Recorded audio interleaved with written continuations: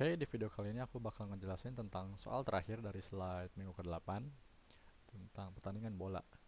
Jadi di soal terakhir ini kita disuruh untuk ngebuat program yang digunakan untuk menyimpan jumlah kemenangan pertandingan dalam setiap tahunnya.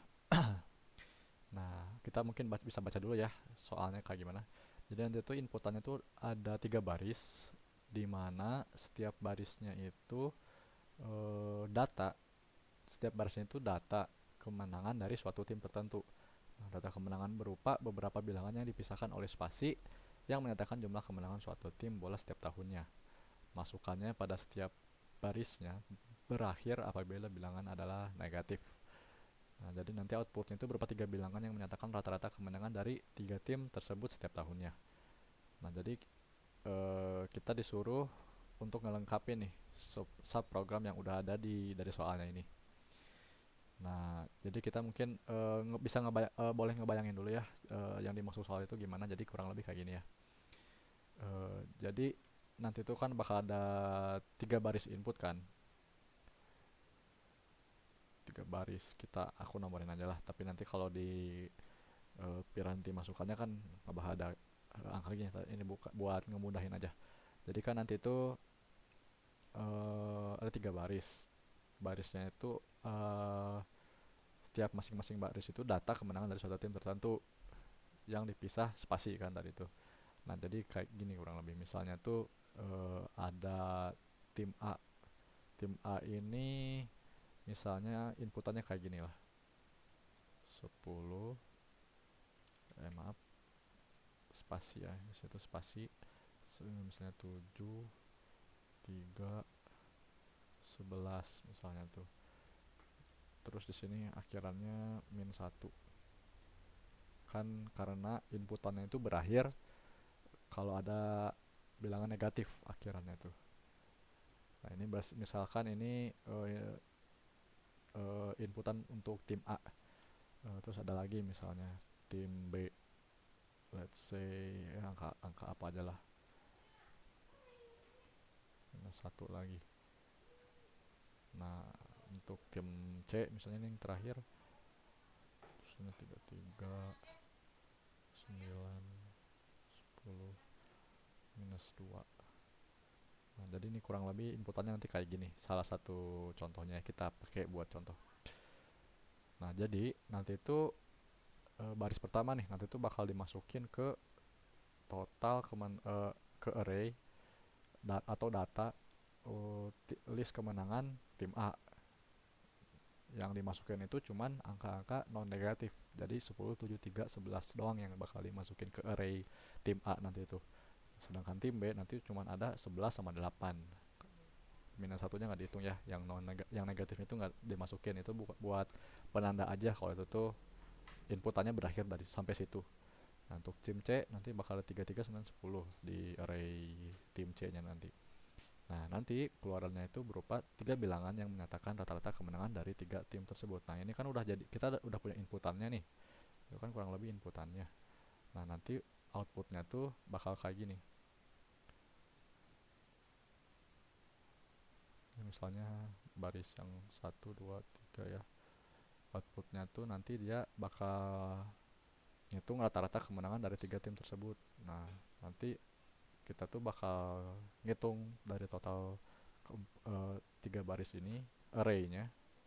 Kan array 1 tuh ada 10 7 3 11, array 2 array tim B 11 8, array tim C 3 3 9 10.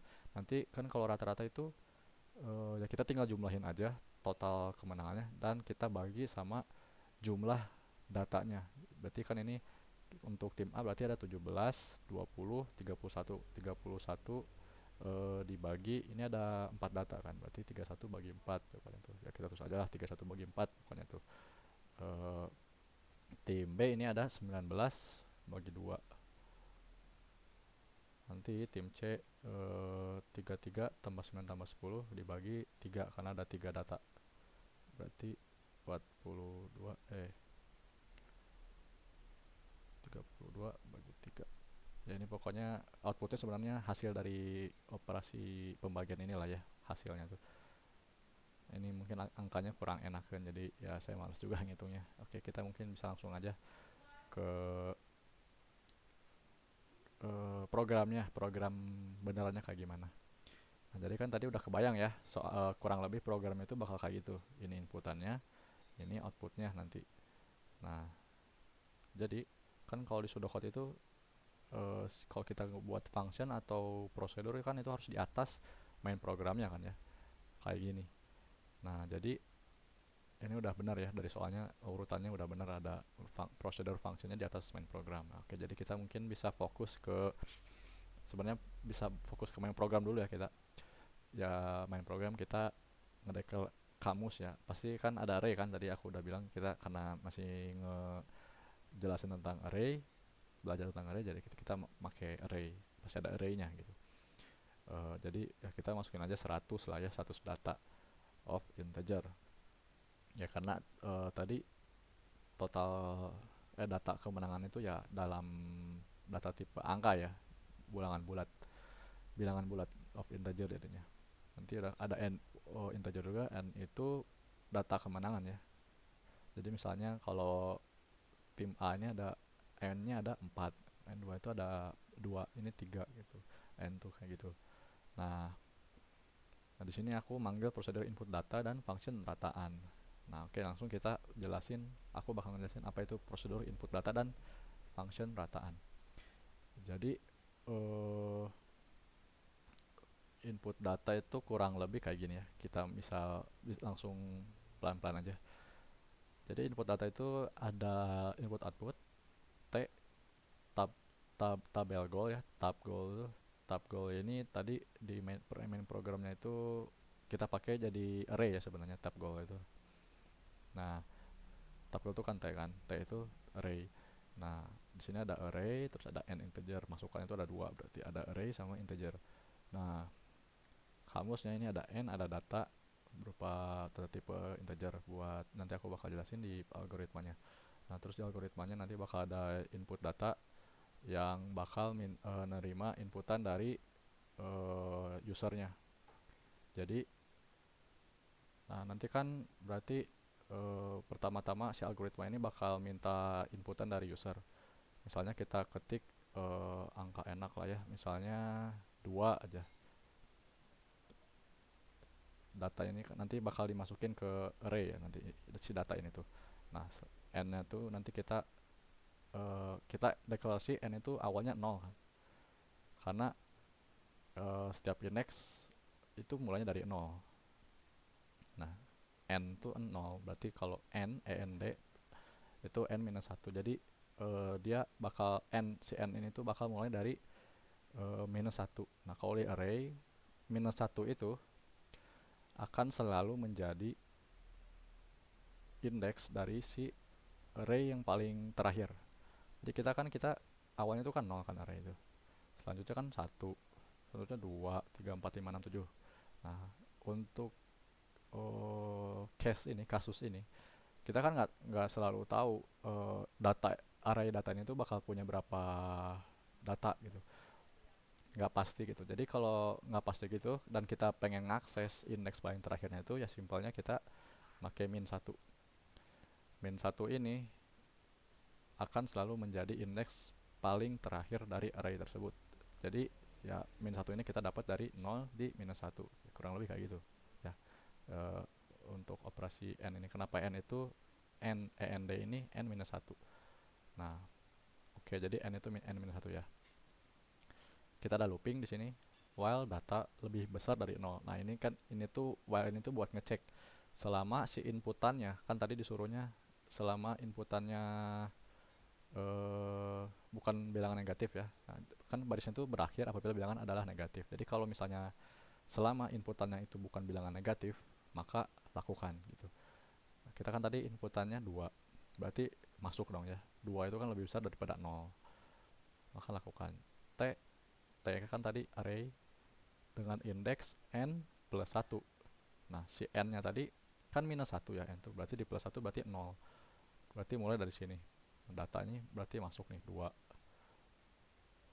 n nya ditambah 1, berarti sekarang n itu sekarang 1. Nah, di sini bakal minta input lagi. Jadi misalnya kita bisa ngebayangin aja eh, angka inputan yang udah ada dalam satu baris gitu. Misalnya ada 3, 7, sama 10 deh. Misalkan ini inputan dalam satu baris pertama nih. Berarti kan, oh maaf, ini harusnya ada minus 1 ya buat ngakhirin. Atau ini sebenarnya bebas sih, yang penting akhirannya itu bilangan negatif ya. Ini bisa min 1, bisa min 2, bisa min 100, min sejuta, bebas. Yang penting bilangan negatif. Nah, jadi si while ini kan bakal ngebaca kan data pertama kan 3 berarti ya masukannya tuh. 3 ini lebih besar daripada 0, benar. Berarti dia bakal dimasukin n plus 1 di array 1 nih.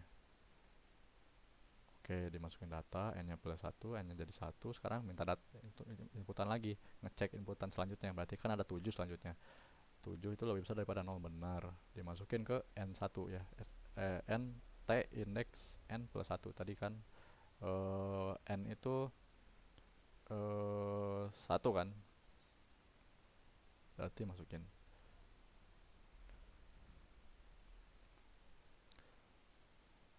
Nah, ini bakal minta input lagi sampai ini, sampai terakhir ketemu minus 1.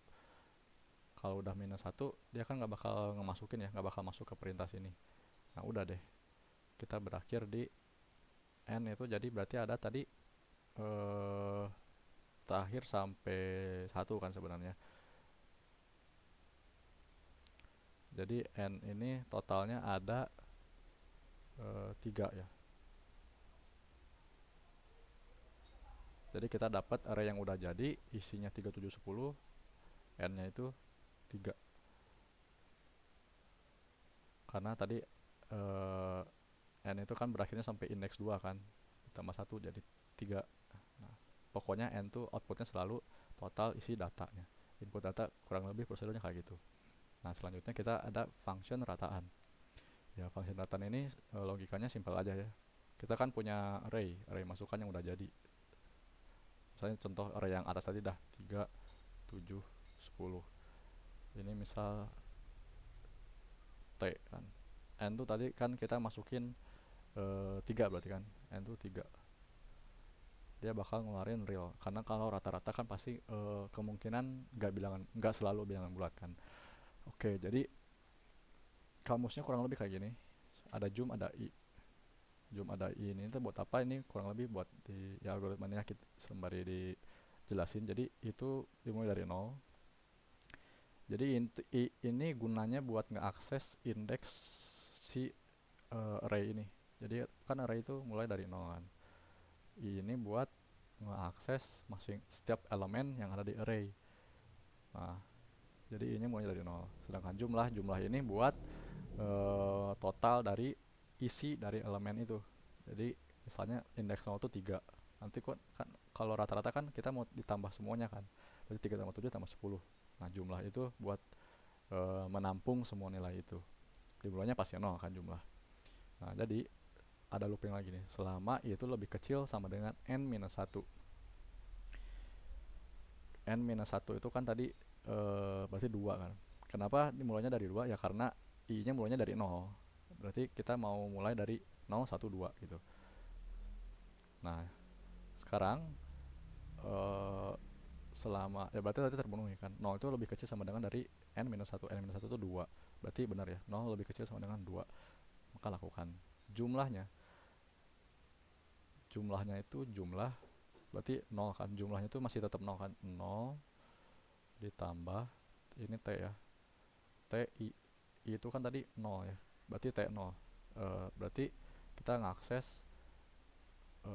array dengan indeks i 0. Itu tadi 0 kan 0. Berarti 3 kan. Berarti 0 tambah 3. Berarti sekarang jumlah itu sama dengan 3. Nah, dan itu ditambah 1. Nah, buat melanjutkan looping selanjutnya. Jadi ya kurang lebih kayak gitu terus loopingnya. Dia bakal ngejumlahin setiap isi dari array yang kita masukin. Ini i jadi 1, i-nya jadi 1 kan, berarti dia bakal mengakses indeks ke satu, dan nanti yang isinya itu bakal ditambahin sama jumlah ini. Berarti kan 7 tambah 3 kan. Tambah 3, nanti nya lanjut lagi sampai 2, tambah 10.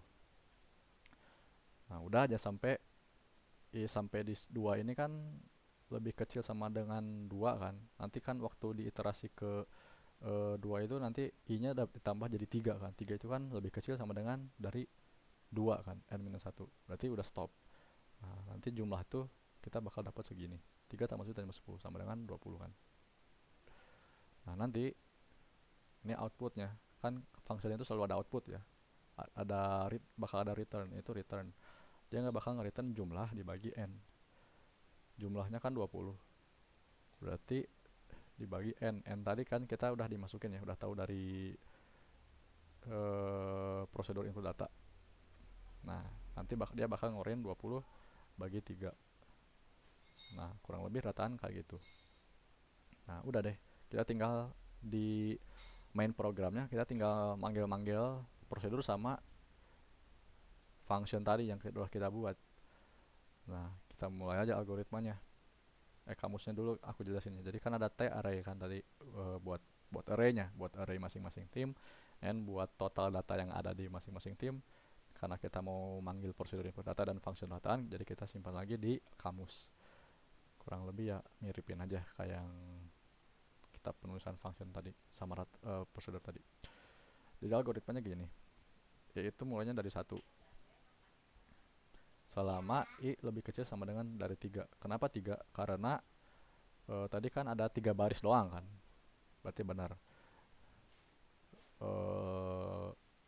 Berarti selama i itu lebih kecil sama dengan 3, berarti bakal ada 3 kali looping di sini tuh. 3 baris. N tuh mulai dari 0 kan tadi. Karena kita belum tahu kan si array ini tuh ada berapa data. Kita asumsi aja 0, karena mungkin aja si array yang di inputan itu ya cuma 0, nggak bakal ada inputan sama sekali. Jadi misalnya kan mungkin ada baris ke 1 nih, kita misalnya langsung nulis -1, nah itu bakal jadi 0 kan. N nya nggak bakal berubah dia, jadi n nya cuma ada 0 data, nggak ada data sama sekali gitu. Jadi n itu mulainya 1 dari 0. Nah, kita panggil input data tadi, t itu array, n itu n0, karena kita belum tahu n ada berapa datanya kan. Nah, setelah input data kan nanti kita bakal dapat kan n itu dapatnya berapa. Kayak tadi misalnya soalnya n-nya dapat 3 kan. Nanti dapat array-nya dapat 3. Nah, nanti tinggal di output rataan, kita dapat langsung rata-ratanya. Nah, udah deh, ini diiterasi sama 1 buat lanjut ke barisan selanjutnya. Nah, jadi kurang lebih untuk soal nomor 3 seperti begitu. Jika ada yang ingin ditanyakan, boleh langsung kontak ke nomor WA saya saja yang sudah tercantum di LMS.